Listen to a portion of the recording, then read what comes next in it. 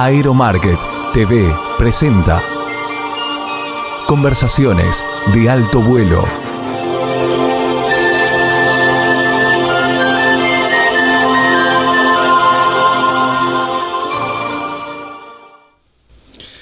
Hola, gracias por estar ahí.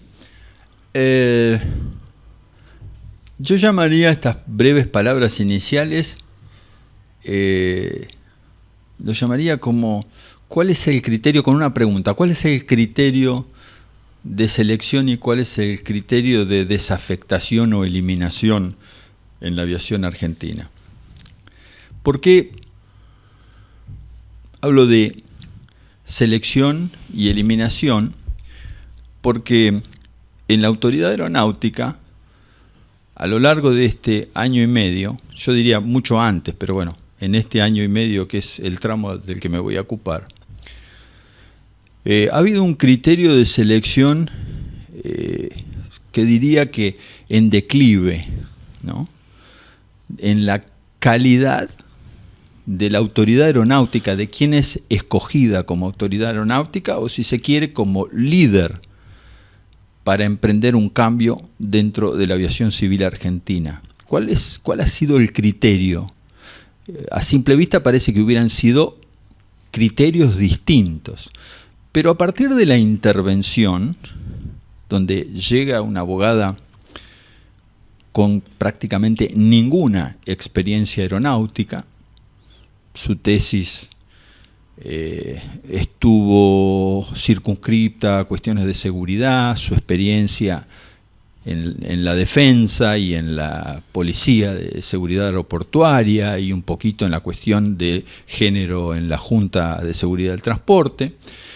Y después de la intervención asume ella misma como Administradora Nacional de Aviación Civil, como todo el mundo conoce, y ahora tenemos a un controlador de tránsito aéreo con una determinada experiencia, no sabemos si es o no es licenciado en la materia. La documentación que tenemos en Aeromarket dice que la carrera no fue concluida, que a su vez fue director nacional de la DININA, en la DININA, de Inspección a la Navegación Aérea, y que fue el responsable, ocupó el mismo cargo tanto cuando se vencieron procedimientos instrumentales como cuando se trató de resolver el problema de los procedimientos instrumentales, que dicho sea de paso, comenzó a resolverse hace unos días con la publicación de los primeros oficialmente y la sucesión de NOTAMs referidos a esos procedimientos y sus correcciones, o sea, un desastre. Pero bueno, ¿cuál es el criterio que se siguió para todo este camino decadente en la conducción de la ANAC? Por otro lado, hay una serie de despidos, prácticamente no diría masivos, pero multitudinarios, de formas un poco, diría que hasta groseras, cuyo criterio de selección para desprenderse de cierto personal aeronáutico, no cabe duda que la ANAC está superpoblada de empleados como todo el Estado y que hay que hacer una selección de los mejores funcionarios para que ocupen los cargos importantes, pero no se sabe cuál es el criterio. Este tema ya lo hemos tratado varias veces, de los concursos ni se habla. O sea, no se sabe nuevamente cómo ni por qué se hacen las cosas y ni hasta dónde se quiere ir. Es un problema muy serio no saber esto, que no lo sepa la comunidad aeronáutica. Imagínense que es prioridad del gobierno que vengan inversiones y que vengan inversiones en el sector aeronáutico. ¿Quién va a venir a invertir en el sector aeronáutico con este marco de autoridad aeronáutica como sin rumbo y sin plan? Lo cual es absoluta responsabilidad o directa responsabilidad del subsecretario de Transporte Aéreo. Vamos a pasar, hasta acá llegan mis palabras, vamos a pasar a algo muchísimo más grato, porque nos visita Norberto Fellner. Norberto es un viejo entusiasta de la aviación, no solo porque tiene una trayectoria muy larga, que es lo que más nos importa, muy rica, sino también porque, bueno, ya cuenta con unos cuantos años, pero una mente muy ágil, sigue involucrado en su tema como especialista en un área de la aviación muy interesante, y tiene una serie de historias que van conectadas con su profesión, que espero pueda compartir. Gracias por venir, y la verdad que tengo muchas cosas y mucho interés, por lo que de a ratitos o de a tramos hemos ido conversando, alguna vez por WhatsApp, otra vez por teléfono, y ahora recientemente personalmente. Así que, bueno, gracias por venir, buen día. El agradecido soy yo, Luis. Mi apellido es Feller, con doble L. Feller, cierto. Sacándole el roque. Okay. Yo nací en Esperanza, provincia de Santa Fe. Vengo de una familia de raíces alemanas. Mis 4 abuelos eran alemanes, mis padres no. Y bueno, me crié entre planeadores desde muy chico, porque si bien es cierto tengo algunos años de diferencia con mis hermanos, ellos también fueron pilotos de planeador, pero yo seguí porque sentía ansias de volar. Desde chico, como le decía, siempre estaba metido en el club de planeadores o en la carpintería aeronáutica que tenía el club de planeadores de Esperanza. Y bueno, así fui desarrollando, pero con una idea clara, Luis, que yo lo tenía como deporte.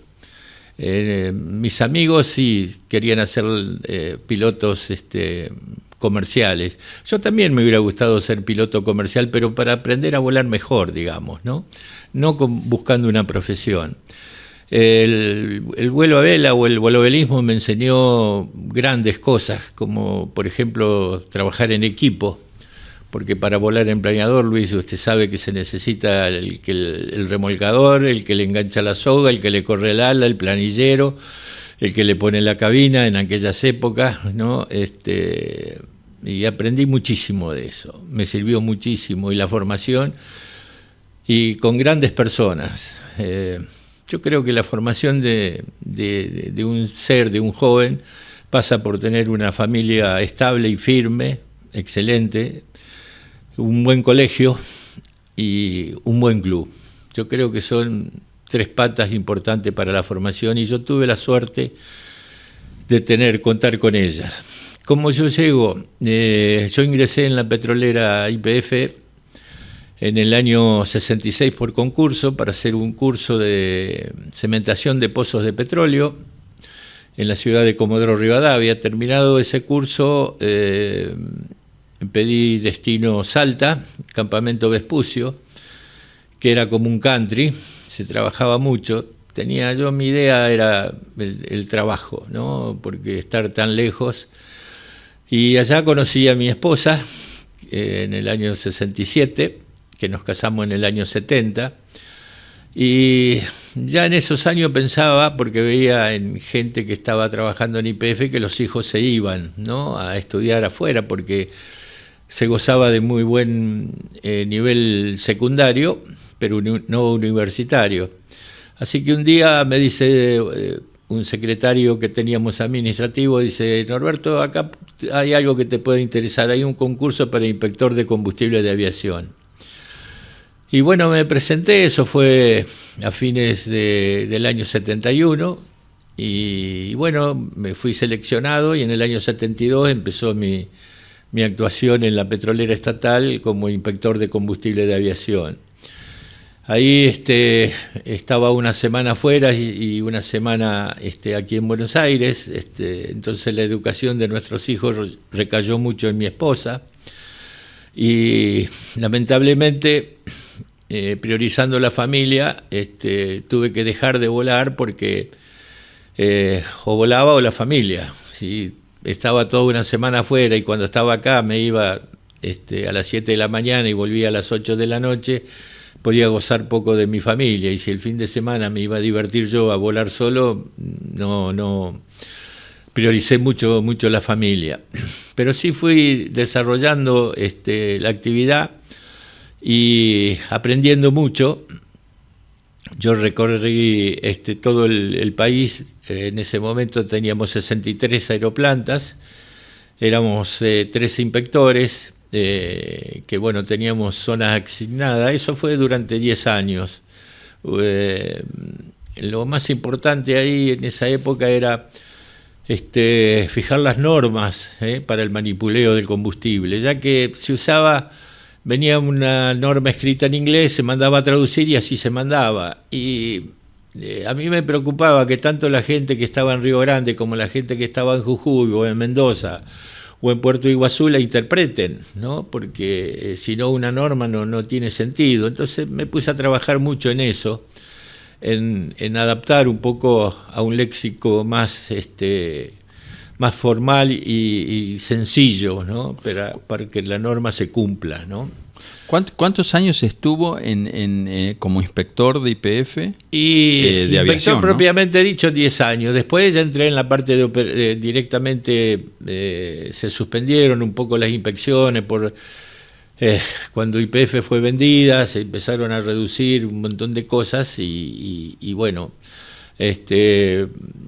pasé a manejar un poco el tema de operaciones, ¿no? Ahí fue muy interesante la incorporación del jumbo de aerolíneas, ¿no? Porque se construyó una abastecedora que, bueno, a mí me hizo llorar, ¿no? A mí me habían nombrado interventor de la planta de Ezeiza y habían hecho una abastecedora como para cargar un Twin Otter a 200 litros por minuto a un jumbo a 4.800. Y era una cosa muy difícil, construida acá en el país por una firma que trabajaba muy bien, hasta que un día uno de los ingenieros, que vivía a la vuelta de mi casa en Ciudad Jardín y no sabía, le dije, mira, sacá todo lo que sea y dejame nada más que para trabajar para cargar al jumbo, porque verdaderamente era...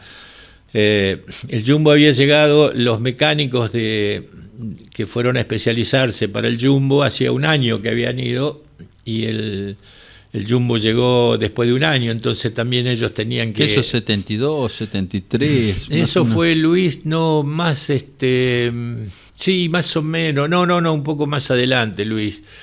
Déjeme pensar un poco, eso debe haber sido en el 76 aproximadamente, ¿no? Así que esa fue una linda experiencia. Después, bueno, vinieron otras, cuando ya el jumbo empezó a operar con el vuelo transpolar. Sí, claro.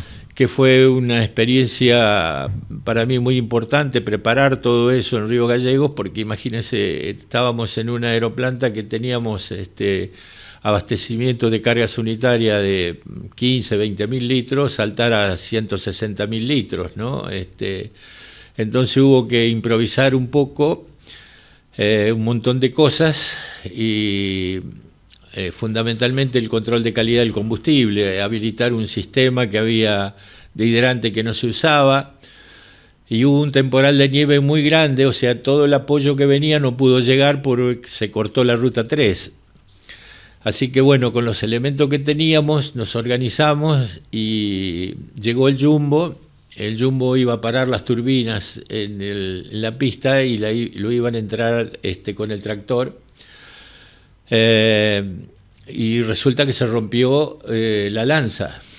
Entonces entró con las dos turbinas en marcha. Cuando gira en la plataforma congelada, 17 grados bajo cero, nosotros teníamos las 3 unidades que teníamos disponibles en el fondo de la plataforma. Cuando gira, barrió la plataforma helada y nos congeló todo el sistema neumático, que no nos dimos cuenta. Llegamos con la abastecedora, teníamos 2 horas para abastecer, ¿no? Pero igual, yo cuando antes ¿Ese terminé, que era el primer vuelo transpolar? El primer vuelo transpolar, sí, el primer vuelo transpolar. Yo hice un par de viajes a Río Gallegos para ir aceitando todo el tema, poniendo en servicio ese sistema de hidrantes que nos ayudaba, por lo menos era lento pero constante. Y así que pusimos todo para empezar y no funcionaba nada. Entonces, por esta cuestión neumática. Claro, yo había purgado todos los sistemas, teníamos todo chequeado porque habíamos hecho un trabajo muy, muy a conciencia. Pero el taller que venía a apoyarnos no pudo llegar y 2 abastecedoras más.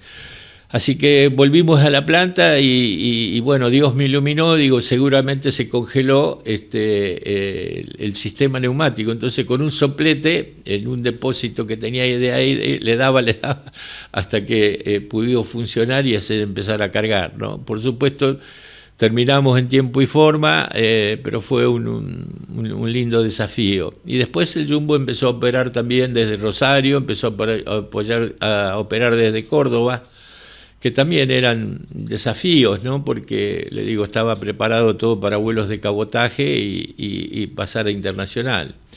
Esas fueron cosas muy importantes y después, bueno, me marcaron mucho los dos conflictos bélicos, ¿no es cierto? El 78 con Chile. Ahí empezamos a hacer unas instalaciones que, bueno, no fueron diseñadas por el Departamento de Aviación de YPF, sino que directamente fueron diseñadas por el Estado Mayor Conjunto, ¿no es cierto? Y el Estado Mayor Conjunto contrató una empresa para la construcción de esas aeroplantas y otra empresa para la instalación. Que es como decir, la obra civil se la doy a y el resto del equipamiento a... Exactamente, Luis. Entonces, cuando yo llego a Trelew, porque estaban en San Antonio Oeste, en Trelew, en Puerto San Julián, Puerto Santa Cruz y una en Río Grande, en la cercanía de Río Grande.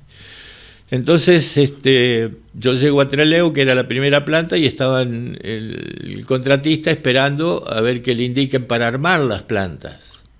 Bueno, así que paré enseguida porque ya mandaban el combustible para habilitar las plantas, ¿viste?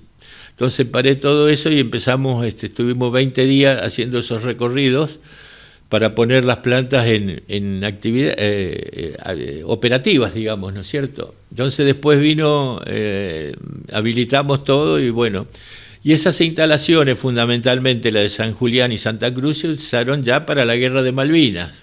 Ahora, usted me había comentado en alguna oportunidad, me comentó que hubo como una... relocalización de plantas dentro de los aeropuertos como una cuestión estratégica, digamos. Sí. Por ejemplo, en el caso de Comodoro se desarmó la planta y se la puso enfrente, ¿no es cierto? Para el conflicto del 78. Para el conflicto del 78. Y San Julián, Santa Cruz y San Antonio Este se construyeron plantas. Y en Trelew, por la base aeronaval, se construyó una planta fuera del lugar, digamos, operativo en sí de la base, ¿no? Y eso fundamentalmente San Julián y Santa Cruz se utilizaron por el conflicto ya con la Guerra de Malvinas, ¿no? Que ese fue otro tema que para muchos yo no lo juzgo políticamente eso, Luis. Sí tengo un inmenso respeto sin distinción de jerarquía, nada, toda la gente que combatió en Malvinas, ¿no? Claro. Y yo Fuerza Aérea me pide que nosotros ya estábamos operando en Malvinas. Es más, yo estuve en Malvinas 2 años antes habilitando unas instalaciones, ¿no? Una ampliación. Porque hubo toda una política de acercamiento excelente. Desde el 66 en adelante para crear una dependencia. Tal cual, Luis. Había 2 vuelos del ADE, los días miércoles y los días viernes, o sea, conectaban la isla, que no, hasta la carie de una muela no tenían, Luis, ni hablemos de una operación urgente de apéndice o algo. Gas del Estado fue con su planta, y YPF fue llevando los combustibles terrestres, los lubricantes y la parte de aviación. Yo me acuerdo que a mi colegio vino un Kelper a estudiar, hacer el secundario, en esa época, ¿no? O sea que había una conexión interesante. Sí, yo creo que las cosas, le digo, mire Luis, yo tuve, que antes de ir me hicieron ir al Palacio San Martín para darme instrucciones, cómo me tenía que comportar y con los Kelper, ¿no es cierto? Y bueno, yo estuve una semana ahí trabajando, me sorprendieron un montón de cosas, como salir a la noche a caminar y ver en el horizonte un montón de luces. Y pregunté qué son esas luces. Y son los pesqueros que traen las cosas acá, japoneses, y tienen los barcos factoría aquí, ¿no? Y después en sí la gente lo que veía, que faltaban mujeres, ¿no? Porque eso ya me lo habían comentado algunos operadores nuestros que habían ido. Cuando volvía yo, sí, todo muy lindo, pero no hay mujeres. Entonces cuando volví de esa experiencia, cuando volví al Palacio San Martín y me preguntaron, le digo, mire, yo tuve intervención a una señora que le ayudé a bajar la bicicleta del correo, que me agradeció y me preguntó de qué familia era y se sorprendió cuando le dije que era argentino. Le digo, yo recomendaría, ¿sabe qué? De que manden mujeres. Las empresas estas del Estado, y así en tono de broma le digo, miren, YPF seguro alguna se va a notar, Le digo, y después, bueno, vino verdaderamente el conflicto y para mí fueron 3 meses, y para mi familia, porque lo padecí, porque me dijeron, mirá, mandá un mejor del operador que tengas, porque esto no va a pasar nada, que esto... Y convencí a un muchacho, que yo ya tenía una buena relación porque estaba de encargado de turno en Aeroparque, y no quería saber nada. Luis, le digo, no va a pasar nada, anda. ¿Cómo se llamaba? Luis Jiménez. Luis Jiménez. Bueno, finalmente lo convencí, y fue un mecánico para las abastecedoras, pero él pidió ir, que no me voy a acordar en este momento del apellido. Bueno, ese 1 de mayo, Luis, cuando me llaman, me dicen, porque teníamos mucha relación en el Departamento de Aviación con Fuerza Aérea, porque había un contrato para la atención del servicio. ¿Qué es lo que pasó con las 3 fuerzas, no es cierto? Cuando no pudieron manejar el tema combustible de aviación, le pidieron que YPF se haga cargo. La historia se repitió tanto en Fuerza Aérea como en Marina, como en Ejército, ¿no? Entonces, me llaman ese 1 de mayo a las 3:30 de la mañana, me dicen, Norberto, trae todas las abastecedoras posibles porque tenemos que mandarla al sur. Eso era el 1 de mayo, si la memoria no me falla, que cayó un viernes. Entonces, de ahí yo me fui a Aeroparque a hablar con los mandatarios para que manden las abastecedoras.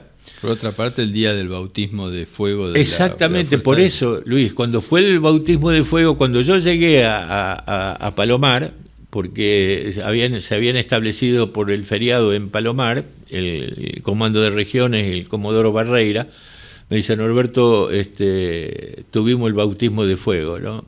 Me dice, necesitamos mandar abastecedora. Entonces me vine acá a pedir que manden. Le digo, después manden los viáticos que se los van a... Juntamos todas las abastecedoras el domingo a la mañana y había que darle los viáticos para que vayan, se trasladen hasta San Julián y Santa Cruz. Y como era 1 de mayo, estaban los sobres del personal de turno, ¿no? Que todavía no habían cobrado. Entonces lo llamé y le dije, mirá, ¿me autorizás que te abra tu sobre para entregarle, para darle a ellos? Bueno, una locura, Luis, ¿no? Porque yo decía, ¿qué me va a pasar el lunes? Me van a matar, porque hicimos todas unas comisiones así rápidas, improvisamos, porque nadie contestaba el llamado, ¿no? Y bueno, así se puso en marcha, ¿no? Así que... ¿Y se consiguieron las abastecedoras? Sí. No, eso funcionó todo muy bien. Los muchachos que fueron allá estaban excelentes. ¿Y Luis? ¿Qué pasó con Luis? Luis, yo iba a Fuerza Aérea a hablar con él. Y me decía, anda, que no hay problema. Y por ahí se escuchaba algún estallido o algún disparo o algo. Dice, escuchá, anda, que no hay problema. Luis es un muchacho grandote como yo, así de bueno. Y bueno, cuando terminó el conflicto, yo voy a Fuerza Aérea, me dice, Norberto, no sabemos nada, ni de la gente nuestra. Dice, mira, ¿por qué no te vas a la Cruz Roja? Ellos seguramente van a tener información, porque ya fue gente nuestra y más o menos tenemos un panorama de la gente de Fuerza Aérea. Bueno, me voy con otro muchacho a la Cruz Roja y sí, me dan un fajo así de Telex y empezar a desarrollarlo, ¿no? Y los últimos 5 eran la gente de YPF, ¿no? Porque estaba la gente que atendía la parte de combustible terrestre y los 2 nuestros. Bueno, ya estaba tranquilo, que sabía que estaba vivo. ¿Ellos estaban como dentro de los prisioneros? Estaba dentro de los prisioneros. Ajá. Ellos vinieron después con el Iriza hasta Bahía Blanca, ¿no? Y bueno, en Bahía Blanca los tuvieron que hacer unos ensayos médicos y después en un vuelo de Austral que llegó a las 10 de la noche a Aeroparque, que ahí lo fuimos a esperar. Le digo que me emociona todavía. Claro. Porque fue, mire, la única salida, Luis, que yo tuve fue ir a visitar a la familia Cardales, porque mi hijo había intervenido en un Festejung, en una competencia, ¿no? Y fui a visitar a la familia. Y ahí me enteré que el padre de Luis había nacido en Esperanza. Nunca habíamos hablado con Luis. Cuando Luis volvió, verdaderamente me ocupé muchísimo de él, ¿no? Ahora he perdido hace 2 años que no tengo noticias de él, pero tenía bajones muy importantes, ¿no? Hasta que tuvimos una intervención en Córdoba y le dije, mira, anda Luis a manejar eso porque lo afectó muchísimo. Íbamos a comer algo ahí a la Costanera, ¿no? Y bueno. Después, otra cosa importante para mí en YPF fue cuando fuimos habilitados la planta por Móvil. YPF había hecho un contrato con la parte de aviación, con Móvil, pero tenía que ser habilitada por un auditor. Entonces vino un auditor, estuvimos 4 días. Vamos a hacer una cosa, vamos a volver sobre este tema. Interrumpo un segundito, no se olvide, porque me interesa toda esta experiencia de Móvil. Alguna cosita yo sé, pero yo creo que va a ser interesante para el público. Y nos vamos a ir a una pequeña interrupción, que es recortita. Luciana nos va a poner ahí a nuestros auspiciantes y a quienes agradecemos mucho por su apoyo constante. Y bueno, a vos te pido que me pongas un like, un comentario son muy útiles los comentarios sobre el programa en sí, fundamentalmente este programa, que seguramente también lo va a leer acá Norberto. Y bueno, seguimos en 30 segundos.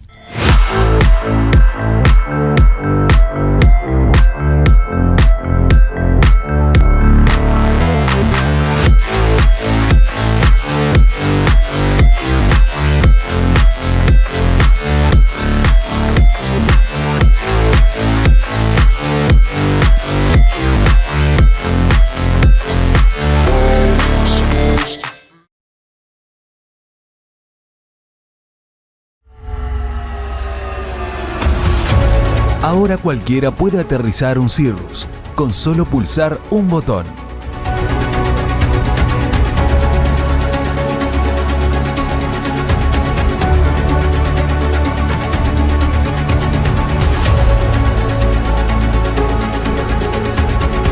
Luego del aterrizaje, hay que esperar a que la hélice se detenga y salir.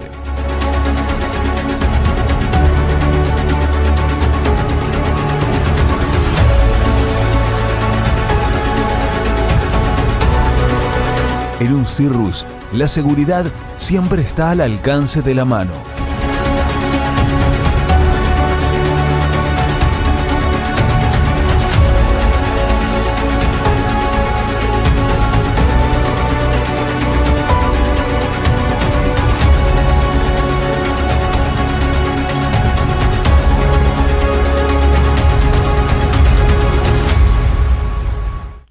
Nos habíamos quedado con el tema Móvil, no voy a interrumpir en nada la conversación.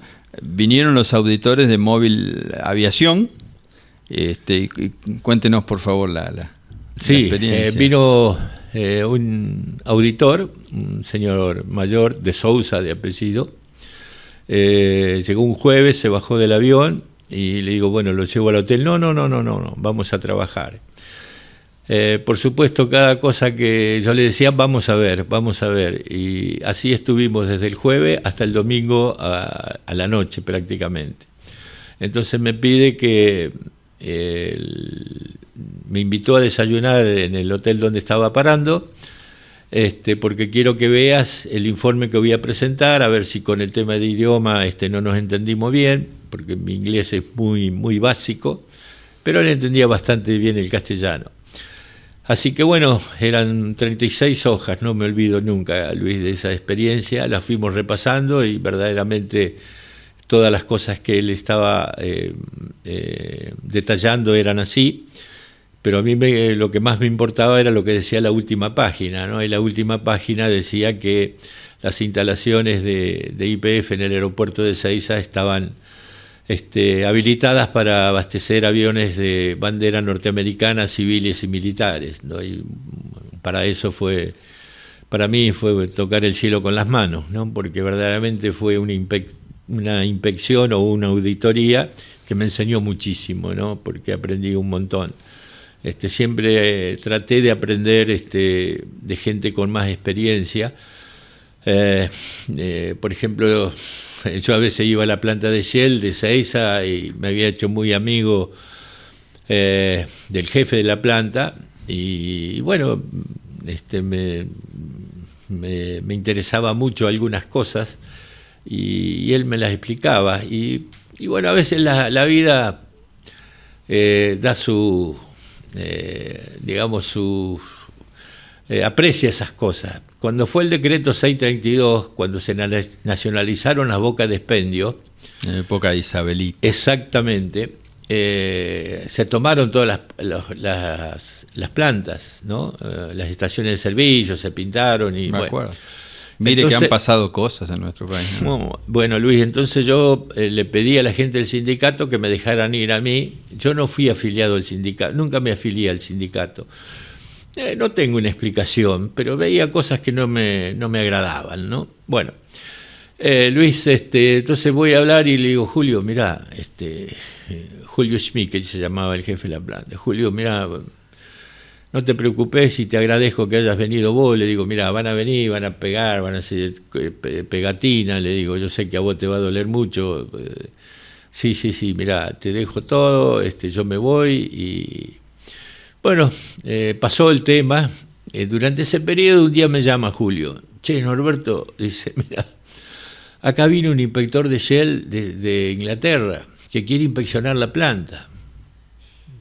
Porque no entiende de que nosotros no estemos, por más que le hemos avisado, ellos quieren inspeccionar la planta. Le digo, mira Luis, si yo pido, Julio, si yo pido autorización, vamos a estar, no sé, le digo, mira, vamos, yo voy a decir que este hombre viene a vendernos filtros para los cosos y que quiere revisar las instalaciones, fundamentalmente las de Shell. Y bueno, así hicimos, fuimos, revisó todo, inspeccionó todo, miró todo, y el encargado me decía, che, pero mira demasiado. Le digo, y bueno, viste, soy gente muy responsable, disfrazando todo el tema. Y después fuimos lo invité a almorzar, ¿no? Y le pregunté por un personaje. Yo admiro a Charles Lindbergh, ¿no? Para mí Charles Lindbergh fue un hombre que abrió las puertas a la aviación comercial y su vuelo y todas las cosas que hizo, ¿no?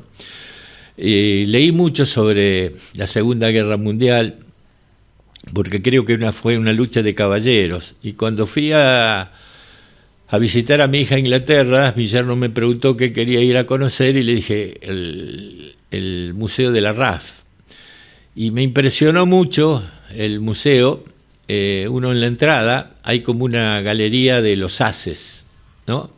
Y hay escrito como, salvando la distancia, como si fueran 10 mandamientos, digamos. Y yo entré y pensé que me iba a encontrar con la foto de los pilotos ingleses, obviamente, norteamericanos, canadienses, todos los que intervinieron en el eje, digamos, ¿no? Pero me sorprendió ver a pilotos alemanes, ¿no? Entonces, yo siempre dije que fue una lucha de caballeros. Y dentro de eso le pregunto a este hombre, le digo, ¿qué fue de la vida de Douglas Bader? Douglas Bader fue el piloto sin piernas. Claro. No sé si usted lo conoce, Luis. No, me acuerdo de la historia. Sí. Fue un piloto que tuvo un accidente, perdió las dos piernas, sí. Y siguió haciendo tareas. Y en la guerra insistió para volar y finalmente lo dejaron volar. Lo derribaron. Cuando se tiran paracaídas, le quedó una pierna en el avión. Entonces los alemanes permitieron que venga un avión inglés y le dejara la pierna, ¿no? Y después se les escapó. Después se les escapó. Bueno, y me dijo que sí, que se había jubilado hacía 2 meses, que había estado volando para ellos, ¿no? Que sí, que era una persona muy querida dentro de la empresa, y bueno, así fue la historia con este hombre, ¿no? En toda esta larga vida que usted ha tenido vinculado, digamos que en donde YPF le permitió vivir experiencias tan interesantes como las que nos contó, también ha visto la evolución del combustible aeronáutico, ¿no es cierto? Es decir, desde el punto de vista de las tecnologías, cómo fueron variando. Entonces, usted me habla del 70 y yo me acuerdo de la 80, 87, 100, 130, y hoy uno habla del LL, de 91, ¿verdad? Tal cual. ¿Cómo vivió esa experiencia desde el punto de vista técnico? Mire, Luis, yo estuve también en la Antártida, ¿no? Estuve en Malvinas y en la Antártida, a la Antártida por una invitación de Fuerza Aérea. ¿A qué viene? Yo en el año 72, siendo gerente de la parte de combustible de aviación de YPF, me invitaron gentilmente a dejar el cargo. Como le decía, yo no estaba afiliado al sindicato. Eso en 92. En el 94. En el 94. Para mí fue un año porque había fallecido mi papá en junio. Ya era YPF privada. Sí, y el 4 de octubre dejé YPF.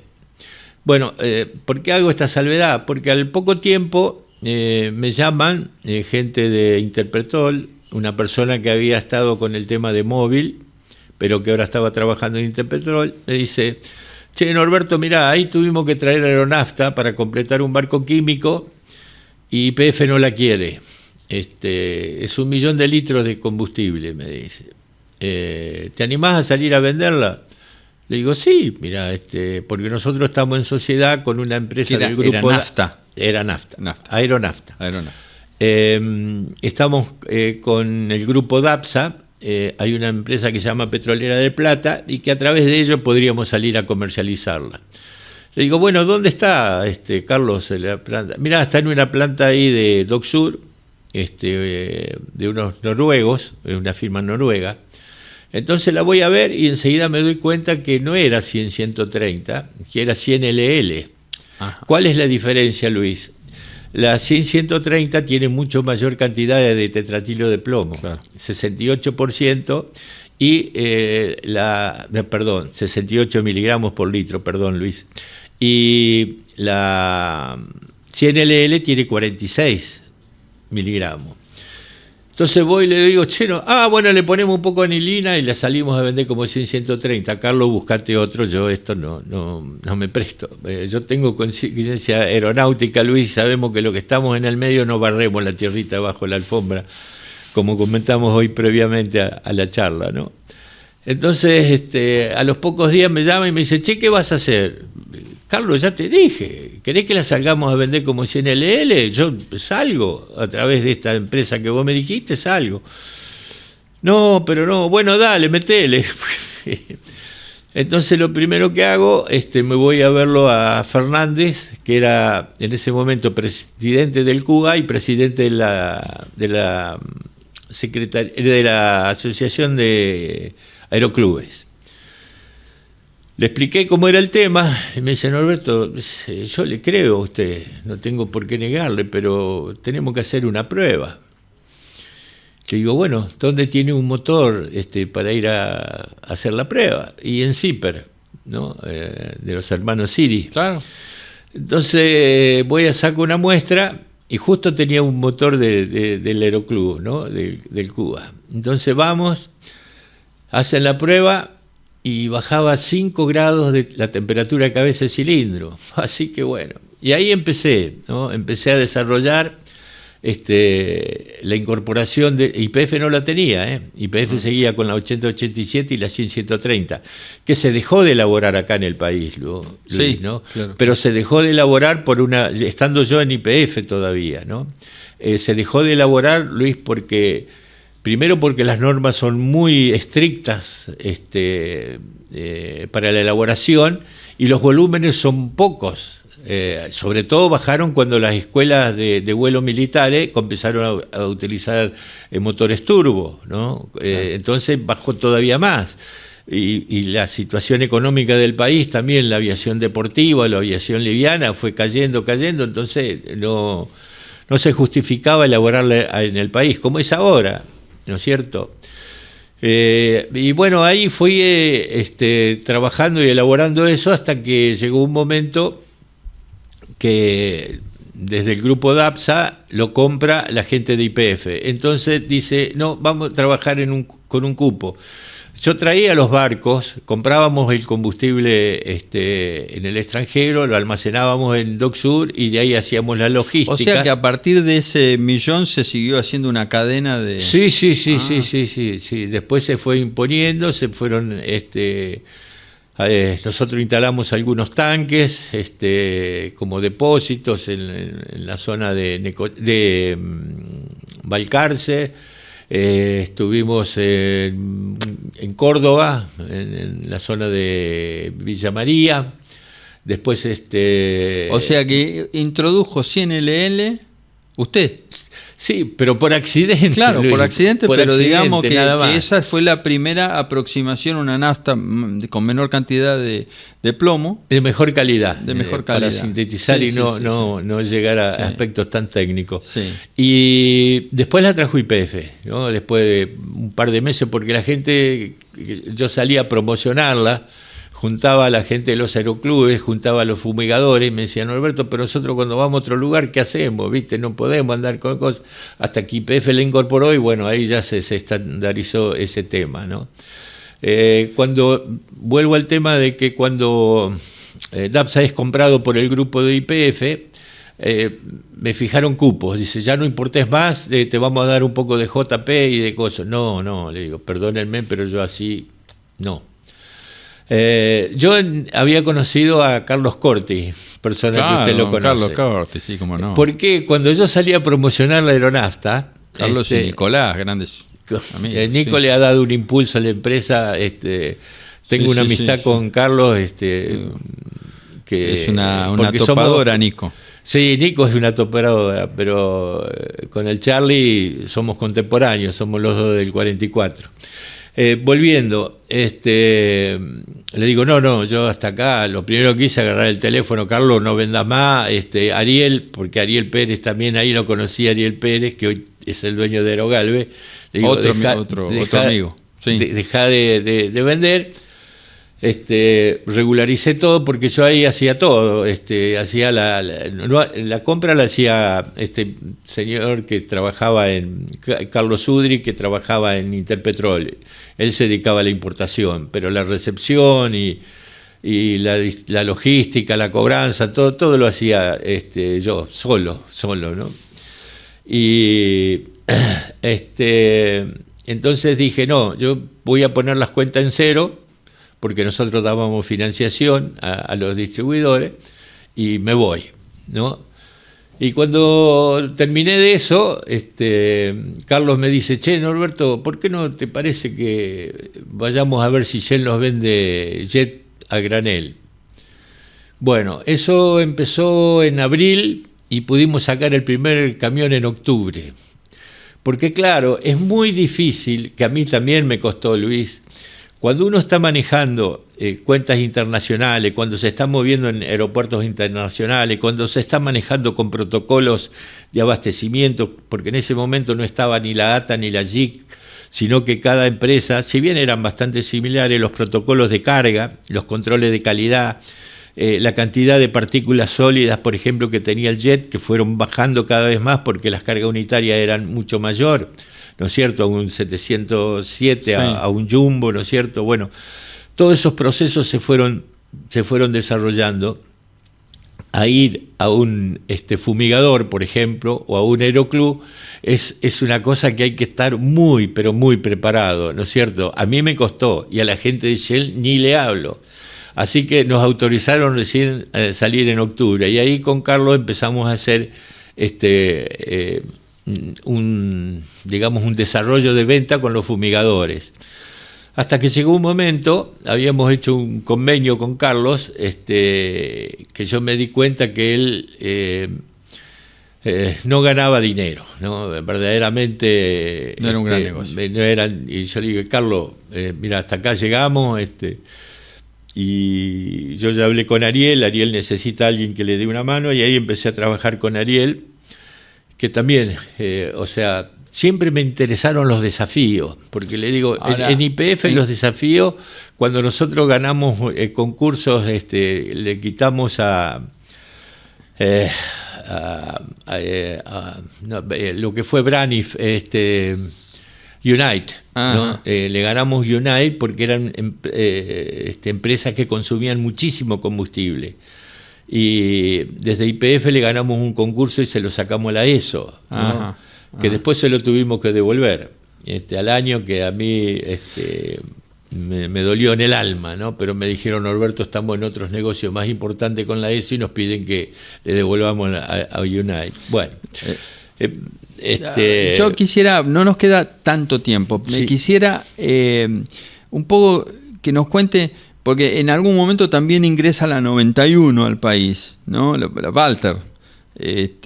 Bueno, 91 creo que hay más que los que producen Walter, pero ¿cuándo se produce eso? Y en realidad es Aerogalves la que lo trae, ¿no? Sí, bueno, con Aerogalves tuvimos otro gran desafío, incorporar la UL 91, que es un combustible que no tiene tetratilo de plomo, ¿no? Y empezamos a trabajar cuando fue el problema del Golfo, el tsunami ese que hubo en el Golfo de México, no se pudo, la empresa que nos estaba proveyendo aeronafta, porque se le habían barrido los muelles, no podía cargar los barcos durante mucho tiempo. Entonces Ariel fue a Europa y se conectó con la empresa Warter, que es de Polonia, y ella nos empezó a suministrar a través de Isotank, son unos tanques de 25.000 litros, la aeronafta 100LL, y después incorporamos la UL 91, que son fundamentalmente para los motores Rotax, ¿no? Los motores Rotax fueron para la aviación liviana, usted sabe, Luis, que fueron diseñados por pilotos, ¿no? Es uno de los stands publicitarios que hacen, un motor desarrollado por pilotos. Sí, ¿no? Que es, aparte de la fábrica y todo eso, es muy impresionante. Sí. Y acá tiene Aerotech, que son los que están representando, ¿no es cierto? Sí. Que nosotros estamos construyendo una planta en Rivadavia, en Mendoza. Sí, ellos están usando nuestro combustible. Y la UL 91 era incolora al principio, y ahora hace un par de meses que con buen criterio... Muy interesante esto, porque lo hemos dicho nosotros en nuestras redes y demás, no se preocupen, es una nafta rojiza que sigue teniendo los mismos estándares de calidad que tuvo siempre. Tal cual. Que no le quepan duda a nuestros usuarios, ¿no es cierto? Yo tengo recomendaciones para hacerle, ¿no es cierto? Primero, que siempre el comandante del avión o el mecánico esté presenciando la carga, que pida un control de calidad de campaña. El control de calidad se hace con un vaso de precipitado, se saca una muestra, se mira a través del sol y enseguida, y el olor, ¿no? Aunque no quieran creer, el olor tiene mucho que ver en un control de calidad de campaña. Yo recomiendo que siempre esté un comandante, porque el operador del equipo de abastecimiento es un trabajo bastante agotador, ¿no es cierto? De subir, bajar, sacar la manguera, poner la estática, hacer los vales, todo eso. Y puede pasar. Por suerte nosotros últimamente no tuvimos problemas. Nosotros tuvimos grandes desafíos, porque Aerogalves era una empresa netamente de distribución de combustibles. Y nos hicimos cargo de una planta en Termas de Río Hondo, donde operaba Aerolíneas Argentinas. Entonces tuvimos que conseguir equipamientos y adaptarnos ahí a las normas ATA y JIC. Se imagina, nosotros, el personal, yo si bien tenía la escuela, como hablé antes, de haber estado operando en Ezeiza, pero sí en todo el entorno, no estaba, éramos distribuidores nada más. Lo mismo pasó en Morón, ¿no es cierto? En Morón nosotros la planta le iba a ser una planta de distribución de combustible para la provincia de Buenos Aires, pero empezaron a pedir si por favor podíamos empezar a hacer cargas unitarias, ¿no es cierto? Y bueno, ahí desarrollamos unos equipitos chiquitos para empezar a cargar las escuelas de vuelo. Y también fueron desafíos, Luis, ¿no? Que por supuesto todos fueron bien.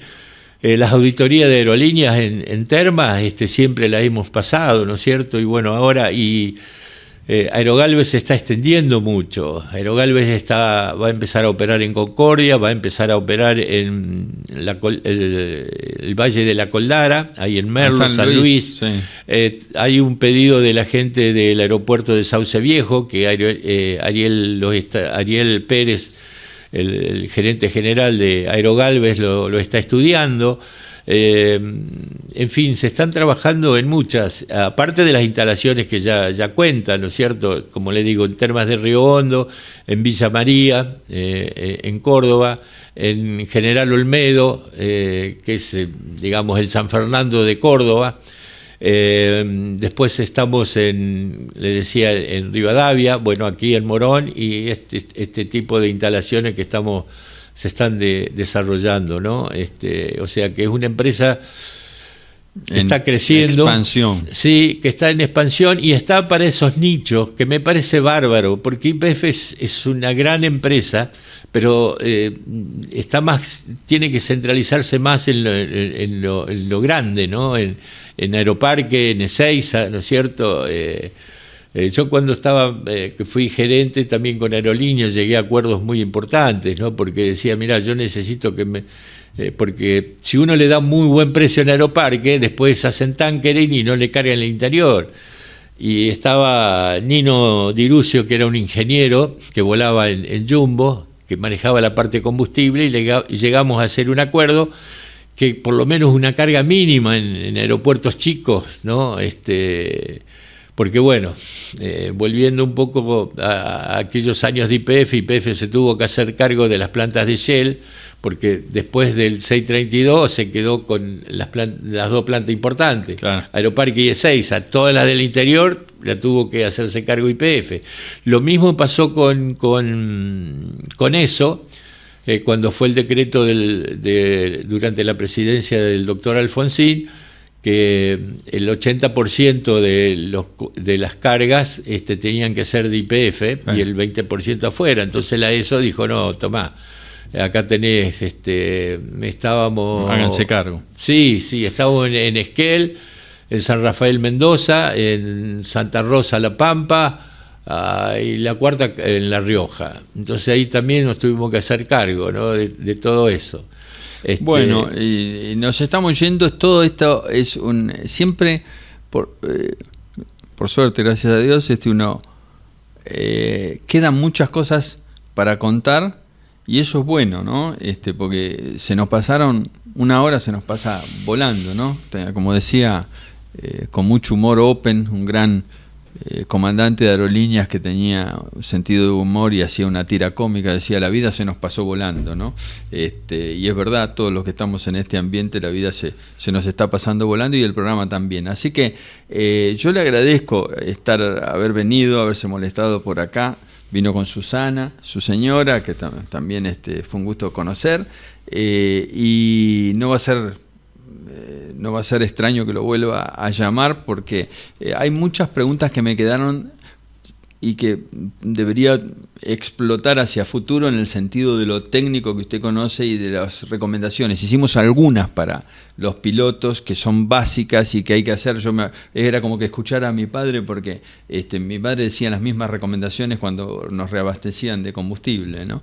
Así que todo piloto viejo sabe que esa inspección primaria, que usted le llamó técnicamente de campaña, así que bueno, es una de las buenas recomendaciones. Y bueno, no usen nafta de auto, que queman la válvula de escape prematuramente. Mire, entre otras cosas. Cuando salimos a hacer aquella promoción que le dije con Carlos Corti, recomendaba mucho. Ustedes hacen una inversión de casi $500.000 en un avión turbo, y están usando mal el combustible. Ustedes pueden solucionar mucho ese problema con un filtro que está $1.100, $1.200. Me acuerdo. Y bueno, y yo en eso tengo una satisfacción porque fue evolucionando. Aparte se fue evolucionando algunas industrias, como es creo que hacen publicidad con usted también, esta publicidad del trébol, esta empresa del trébol, no. Walter Grosso. No.